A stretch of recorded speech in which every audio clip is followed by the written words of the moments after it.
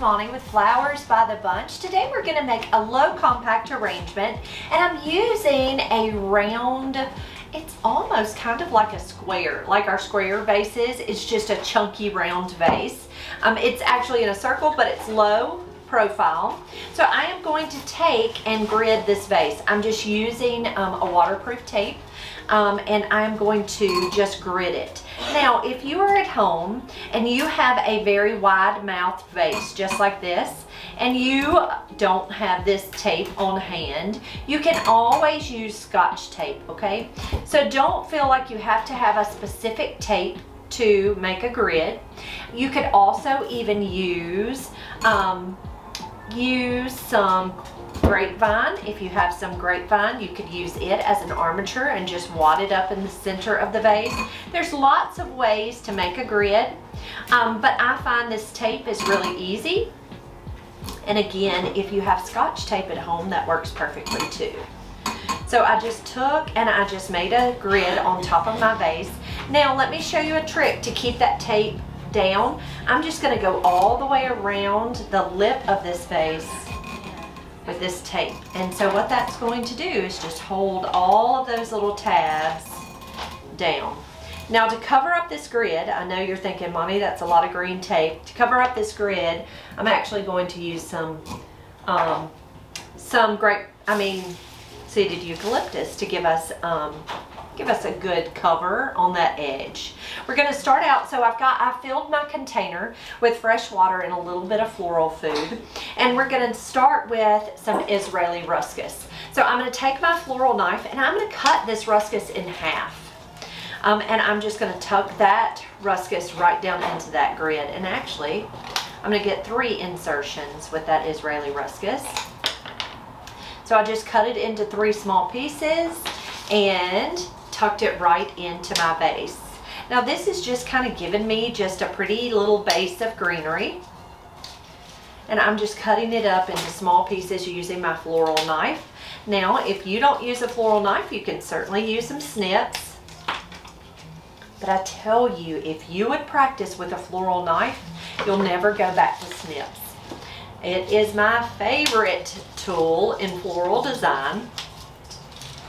Okay, so there's my Israeli ruscus just tucked down into that vase. Of course, this is going to be kind of a low profile arrangement, just kind of a southern wad. I'm going to take these white hydrangeas and I am going to remove some of this foliage from the hydrangea. I'm going to cut the stem at an angle. And I'm going to dip it down in some Quick Dip. Quick Dip is a hydrating solution. We just buy it by the gallon. And I dip it in and I count to about 7. And then I'm going to tuck that hydrangea right down on into that grid. Now if you don't have Quick Dip, that's completely okay. If you want to use alum, powdered alum that you can buy in the spice section at your local grocery store, you can take that alum. It's powder form, so if you'll dip that stem in water and then dip it in the alum, it'll just pick up that powder. And that is going to help you keep those little hydrangeas firm and happy, okay? It just helps with hydration. Now, if you don't have either of those things, it's not a big deal. It's just something we like to use. Sorry about that. It's something that we like to use here at the flower shop. All right, so I have 3 stems of hydrangeas in my little low container. Next, we're going to come in with a little bit of seeded eucalyptus. So I'm just going to take my seeded eucalyptus and I'm going to break it off and just kind of nestle it in. And then I'll come in with some of my roses. We've got lots of pretty pink roses, some lysianthus, and some mums. But I thought it would be nice to kind of nestle a little bit of this eucalyptus kind of down into the center of the arrangement. Most often you see me arrange using the eucalyptus last, but I don't know. I just got a wild hair and added it next. Okay, so there's some eucalyptus. I've still got plenty left, so I'm going to take it and set it to the side. Next, we're going to come in with some of our larger stems of roses. So the roses I have are a pretty pink. I'm not exactly sure the variety of this rose, but it's almost a bubblegum pink, just a pretty pink. I'm going to take my floral knife. It has been wired. Victoria wired these before I got started. I have my floral knife. I'm going to cut that at an angle. And I'm going to nestle that pretty rose right down into that grid. Now I'm pulling this foliage off because I am going to cut this stem short and the foliage falls below where I was going to cut it. Now if the foliage is up high on the stem, I might leave that foliage in place just because it adds to my arrangement. All right, so there's my 3 pink roses there. Next, this is kind of an apple green. We call this a green tea is the name of this variety. I'm going to take, it has been wired also. I'm going to take that floral knife and cut that stem at an angle and nestle him right down in. He's so pretty. And see how this has beautiful foliage? Leave that on if you can. If it doesn't fall below that water line, leave that pretty foliage on. It's not hurting that flower at all. And then this is a pretty mum that has that same pretty green color. I'm going to nestle him. I have 3 of those, so I'm going to nestle those in. So these are cremones. And actually, when I ordered them white. And they are a bit green, but they're beautiful. They make me happy. So I am not going to complain one bit that they didn't come in just a true white. They have that pretty green color. See how pretty that is? Next, we're going to come in with some hypericum berries. So these hypericum berries are also called coffee berries. They come in lots of color. If their foliage is pretty, leave the foliage on. But sometimes hypericum berries, their foliage isn't always beautiful. Pull all that foliage off and still use those berries because the berries are still lovely. So don't feel like if that foliage doesn't look pretty that you, oh, I can't use it. You can remove the foliage, okay? And sometimes it's the same with filler flower. Sometimes like Monte Cassino aster has foliage that isn't lovely. Go ahead and pull that foliage off and still use that pretty filler flower.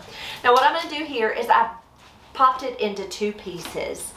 I broke it in half. Then I'm going to take my floral knife and cut that and give a good cut. And I'm going to nestle that beautiful spray rose right down into that arrangement.